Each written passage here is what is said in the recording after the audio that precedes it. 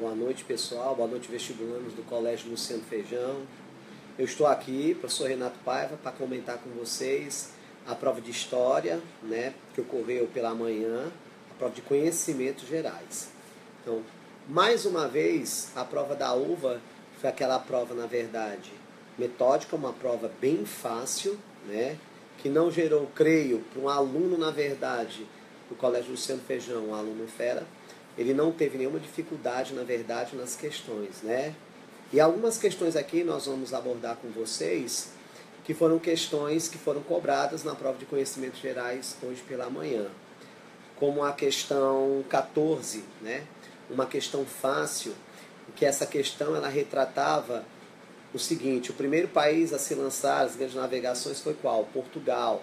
Portugal foi o país pioneiro do processo das grandes navegações, justamente por qual motivo? Portugal ele teve, na verdade, alguns fatores que favoreceram, na verdade, esse seu pioneirismo. Justamente como quais? A posição geográfica, a ausência de guerras, a fé cristã.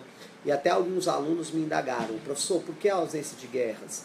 Porque enquanto Portugal ele estava em paz interna, Inglaterra e França se degladiavam durante a Guerra dos 100 Anos. Então, a Espanha estaria sendo ocupada, na verdade, pelos mouros na cidade de Granada, e existia uma divergência muito forte entre os reinos de Castela e Aragão. Então, um exemplo, a questão 14. Na outra questão que nós vamos pegar aqui, a questão 16, que é uma questão que fala, na verdade, justamente sobre o quê? Ela fala sobre o imperialismo do século XIX. Então, o século XIX ele foi marcado pela segunda fase da Revolução Industrial. E a segunda fase da Revolução Industrial, ela promoveu justamente o quê? Uma difusão para os mercados. Até então, a Inglaterra era o país, na verdade, onde a industrialização se destacava, através da indústria têxtil, devido, na verdade, o acúmulo econômico e o desenvolvimento, a expansão do capitalismo. A industrialização ela chegou em países como nas Américas, nos Estados Unidos, e justamente na Ásia, no Japão.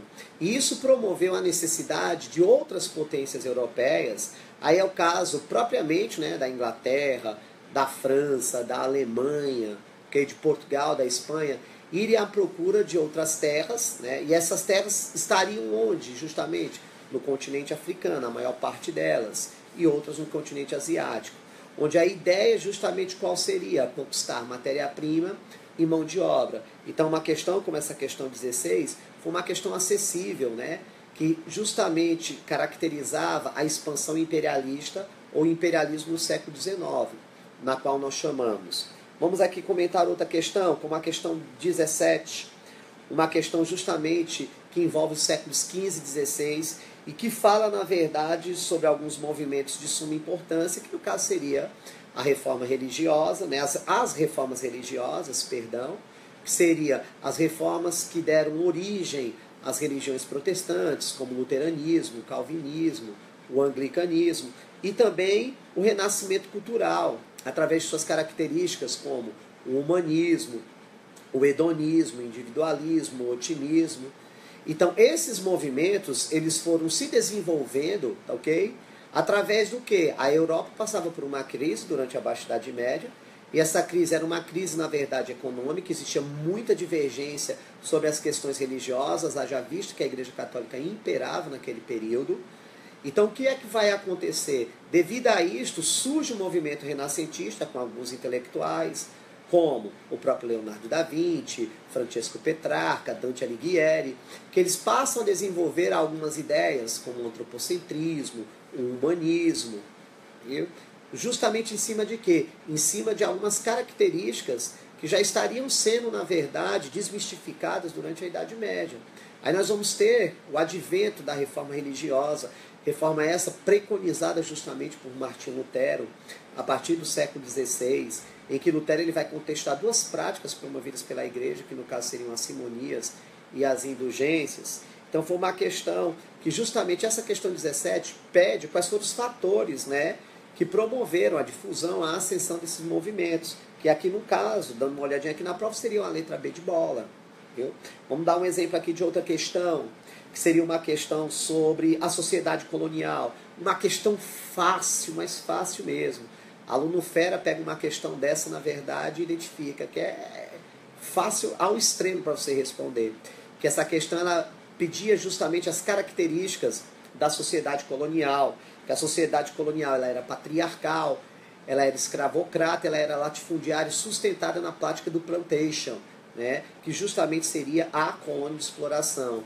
Foi também cobrada uma questão referente à Constituição de 1891, que essa Constituição ela foi instituída durante a República Velha, foi a primeira Constituição republicana que nós tivemos, haja vista que em 1824 já existia uma Constituição no Brasil, a Constituição outorgada, mas foi no período de Dom Pedro I.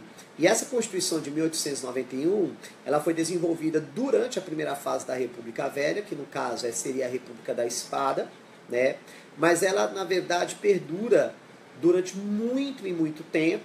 Ela só passa, na verdade, a deixar de ser essa Constituição de 1891, quando Getúlio ele introduz a Constituição de 1934.